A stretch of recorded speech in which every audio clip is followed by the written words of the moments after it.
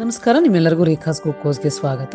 ನಾನಿವತ್ತು ಒಂದು ಅಥೆಂಟಿಕ್ ಆಗಿರುವಂಥ ವಾಂಗಿಬಾತ್ ಪೌಡರು ಮತ್ತು ವಾಂಗಿಬಾತ್ ಮಾಡೋದು ಹೇಗೆ ಅಂತ ಹೇಳ್ಕೊಡ್ತಾ ಇದ್ದೀನಿ. ಇದನ್ನು ಮಾಡೋದು ತುಂಬ ಈಸಿ. ಒಂದು ಸತಿ ನೀವು ಪೌಡ್ರ್ ಮಾಡಿಟ್ಕೊಂಡ್ಬಿಟ್ರಿ ಅಂದರೆ ಇದು ಕ್ವಿಕ್ಕಾಗಿ ಒಂದು ಲಂಚ್ ಅಥವಾ ಡಿನ್ನರ್ ಏನೇ ಮಾಡ್ಕೋಬೇಕು ಅಂದ್ರೂ ತುಂಬ ಈಸಿಯಾಗಿರುತ್ತೆ. ಅದಕ್ಕೆ ಒಂದು ಕಪ್ನಷ್ಟು ಕಡಲೆಬೇಳೆ, ಒಂದು ಅರ್ಧ ಕಪ್ನಷ್ಟು ಉದ್ದಿನಬೇಳೆ, ನೀವು ಯಾವುದೇ ಕಪ್ ತೊಗೊಳ್ಳಿ, ದೊಡ್ಡ ಸೈಜರ್ ತೊಗೊಳ್ಳಿ ಅಥವಾ ಸಣ್ಣ ಸೈಜರ್ ತೊಗೊಳ್ಳಿ. ಒಂದು ಕಪ್ನಷ್ಟು ಕಡಲೆಬೇಳೆ, ಅರ್ಧ ಕಪ್ ಉದ್ದಿನಬೇಳೆ ಹಾಕ್ಕೊಂಡು ಚೆನ್ನಾಗಿ ಗೋಲ್ಡನ್ ಆಗುವಂಗೆ ನೋಡಿ ಈ ಥರ ಚೆನ್ನಾಗಿ ಕಲರ್ ಬರಬೇಕು, ಈ ಥರ ಹುರ್ಕೋಬೇಕು. ಇದು ಈಗ ನೋಡಿ, ಇದು ಎಲ್ಲ ಚೆನ್ನಾಗಿ ಹುರಿದಾದ ನಂತರ ಇದು ಒಂದು 5 ನಿಮಿಷ ತೊಗೊಳುತ್ತೆ. ಇದು ಹುರಿದಾದ ನಂತರ ನಾನು ಇದನ್ನು ಹೀಗೆ ಪಕ್ಕಕ್ಕೆ ಎತ್ತಿಟ್ಕೊತಾ ಇದ್ದೀನಿ. ಇದರಲ್ಲಿ ಕಡಲೆಬೇಳೆ ಉದ್ದಿನಬೇಳೆ ಎರಡೇ ಇರೋದು.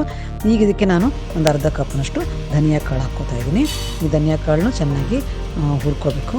ಇದಾದ ನಂತರ ಈಗ ಇದಕ್ಕೆ ಒಂದು 2 ಕಪ್ನಷ್ಟು ನಾನು ಇದು ಕೆಂಪು ಮೆಣಸಿನ್ಕಾಯಿನ ಒಣಮೆಣ್ಸಿನ್ಕಾಯಿ ಹಾಕ್ತಾಯಿದ್ದೀನಿ.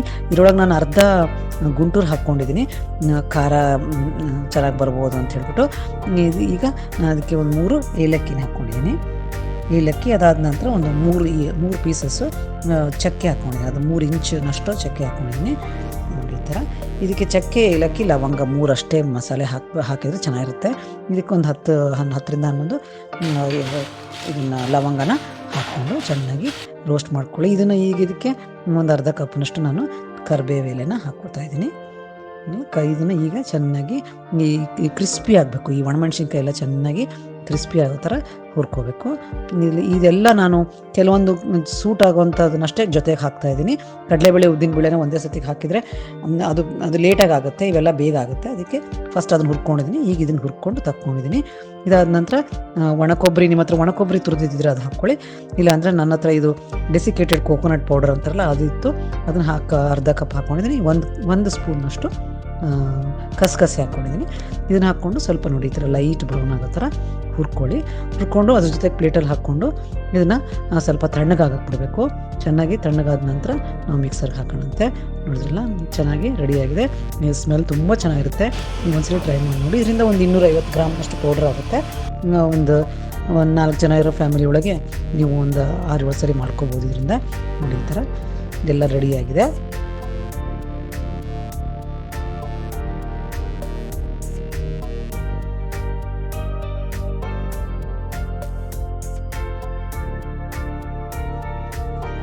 ಈಗ ನಾನು 1 ಕಪ್ಪು ಅಕ್ಕಿ ತೊಗೋತಾ ಇದ್ದೀನಿ. ಇದು ಸೋನಾ ಮಸೂರಿ ರೈಸ್ ತೊಗೊಂಡಿದ್ದೀನಿ. ಈ ಅಕ್ಕಿಗೆ ನಾನು ಚೆನ್ನಾಗಿ ವಾಶ್ ಮಾಡಿಕೊಂಡು ಇದಕ್ಕೆ 2 ಕಪ್ ನೀರನ್ನ ಹಾಕ್ತಾಯಿದ್ದೀನಿ. 2 ಕಪ್ ನೀರು ಹಾಕಿಬಿಟ್ಟು ಇದನ್ನು ಕುಕ್ಕರಲ್ಲಿ ವಿಶಿಲ್ ಮಾಡ್ಕೊಂಬಂತೆ. ಇದು ಪೂರ್ತಿ ಸಾಫ್ಟು ಆಗಬಾರ್ದು, ಪೂರ್ತಿ ಆಮೇಲೆ ಗಟ್ಟಿ ಕಾಳು ಥರ ಇದ್ರೂ ಚೆನ್ನಾಗಿರಲ್ಲ. ಹೊಂದ್ಕೋಬೇಕು ಅನ್ನ ಎಲ್ಲದಕ್ಕೂ ಚೆನ್ನಾಗಿರುತ್ತೆ. ಅಂದರೆ ಈಗ ಇದಕ್ಕೆ ನಾನು ಈ ಬದನೆಕಾಯಿ ತೊಗೋತಾ ಇದ್ದೀನಿ. ಇದು ಲಾಂಗ್ ಬದನೆಕಾಯಿ ಇರುತ್ತಲ್ಲ, ಉದ್ದದ್ದು, ಅದು ಹಸಿರು ಬದನೆಕಾಯಿ ತೊಗೋತಾ ಇದ್ದೀನಿ. ಇದನ್ನು ಭಾಳ ತೆಳ್ಳನ್ನು ಸ್ಲೈಸ್ ಮಾಡ್ತಾ ಇಲ್ಲ, ಸ್ವಲ್ಪ ಮೀಡಿಯಮ್, ಸ್ವಲ್ಪ ದಪ್ಪ ಇಟ್ಕೊಳ್ಳಿ. ಯಾಕಂದರೆ ಇದೇನಾಗ್ಬಿಡುತ್ತೆ ಅಂದರೆ ಕರಗದ್ರೆ ಟೇಸ್ಟ್ ಇರಲ್ಲ, ಒಂದು ಸ್ವಲ್ಪ ಬಾಯಲ್ಲಿ ಬರ್ತಾ ಇರಬೇಕು. ಇಲ್ಲ ಅದು ನಡುವೆ ಬಂದಿಲ್ಲ ಅಂದರೆ ಬರೀ ಅನ್ನ ತಿಂತಾ ಇದ್ದೀನಿ ಅಂತ ಅನಿಸ್ತಾ ಇರುತ್ತೆ. ಅದರಿಂದ ಈ ಥರ ಸ್ವಲ್ಪ ದಪ್ಪ ಮಾಡ್ಕೊಂಡಿದ್ದೀನಿ. ಈ ಥರ ಎಲ್ಲ ಚೆನ್ನಾಗಿ ನೀರಲ್ಲಿ ಹಾಕ್ಕೊಂಡು ವಾಶ್ ಮಾಡಿಕೊಂಡು ಇಟ್ಕೋಬೇಕು. ಈಗ ನೋಡಿ, ಇದಕ್ಕೆ ನಾನು 3 ಸ್ಪೂನು ಎಣ್ಣೆ ತೊಗೊಂಡಿದ್ದೀನಿ. ಈಗ ಈ ಎಣ್ಣೆನ ಚೆನ್ನಾಗಿ ಕಾಯಕ್ಬಿಟ್ಟು ಇದಾದ ನಂತರ ನಾನು ಸಾಸಿವೆ ಹಾಕ್ಕೊಂಡಿದ್ದೀನಿ. ಸಾಸಿವೆ, ಕಡಲೆಬೇಳೆ, ಉದ್ದಿನಬೇಳೆ ಹಾಕ್ಕೊಂಡಂತೆ. ಇದಾದ ನಂತರ ಕಡಲೆ ಬೀಜ ಹಾಕ್ಕೊಳ್ಳಿ. ಒಂದು 2 ದೊಡ್ಡ ಸ್ಪೂನ್ನಷ್ಟು ಕಡಲೆ ಬೀಜ ಹಾಕ್ಕೊಳ್ಳಿ. ಇದಕ್ಕೀಗ ನಾನು ಕರಿಬೇವು ಎಲೆಗಳನ್ನ ಹಾಕ್ಕೋತಾ ಇದ್ದೀನಿ ಒಂದು ಸ್ವಲ್ಪ. ನೋಡಿರಲ್ಲ, ಈಗ ಸ್ವಲ್ಪ ಅರಿಶಿನ ಹಾಕ್ಕೊಳ್ಳೋಣಂತೆ.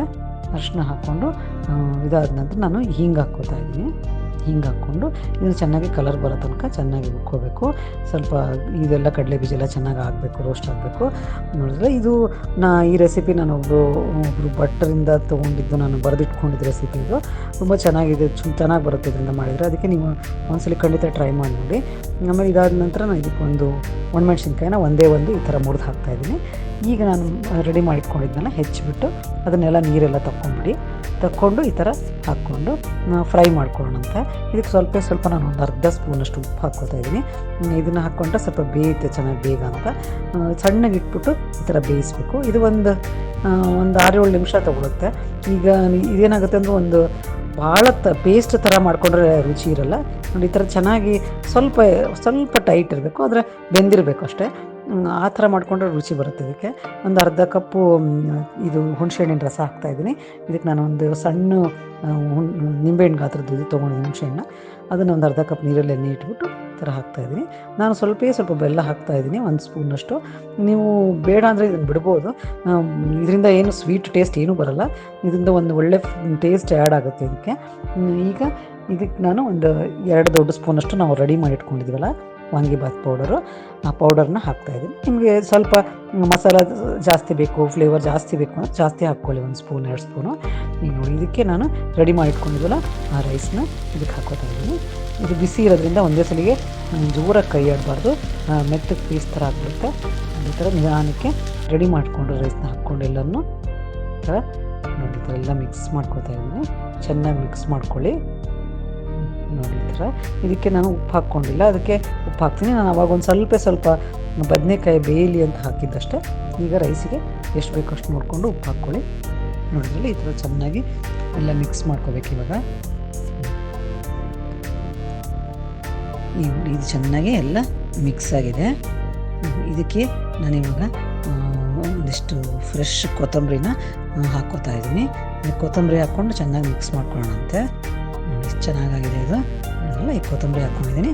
ಇದು ಚೆನ್ನಾಗಿ ಮಿಕ್ಸ್ ಮಾಡ್ಕೊಳ್ಳಿ ಎಲ್ಲನೂ ಚೆನ್ನಾಗಿ. ತುಂಬ ಟೇಸ್ಟಿಯಾಗುತ್ತೆ, ತುಂಬ ಚೆನ್ನಾಗಾಗುತ್ತೆ. ಒಂದ್ಸಲಿ ಟ್ರೈ ಮಾಡಿ ನೋಡಿ. ಈ ಒಂದು ಪೌಡರ್ನ ಒಂದ್ಸಲಿ ಟ್ರೈ ಮಾಡಿರಿ. ನೋಡಿದ್ರಲ್ಲ ಎಷ್ಟು ಟೇಸ್ಟಿಯಾಗಿದೆ, ಚೆನ್ನಾಗಿದೆ. ಅದು ನೋಡೋಕ್ಕೂ ನಿಮಗೆ ಎಷ್ಟು ಅಟ್ರಾಕ್ಟಿವ್ ಆಗಿದೆಯಲ್ಲ, ತಿನ್ನೋಕ್ಕೆ ಕೂಡ ಅಷ್ಟೇ ಅಟ್ರಾಕ್ಟಿವ್ ಆಗಿರುತ್ತೆ. ಅದರಿಂದ ಒಂದ್ಸತಿ ಈ ಥರ ಮಾಡಿಕೊಂಡು ಆಮೇಲೆ ನನಗೆ ಪ್ಲೀಸ್ ಕಾಮೆಂಟ್ ಮಾಡಿ ಹೇಳಿ. ನನಗೆ ಲೈಕು ನಿಮ್ಮ ಸಬ್ಸ್ಕ್ರೈಬ್ ಮಾಡೋದು ನನಗೆ ತುಂಬ ಮುಖ್ಯ. ಅದರಿಂದ ಖಂಡಿತ ನನ್ನ ಚಾನೆಲ್ ಸಬ್ಸ್ಕ್ರೈಬ್ ಮಾಡ್ಕೊಳ್ಳಿ. ತುಂಬ ಧನ್ಯವಾದಗಳು. Thank you very much.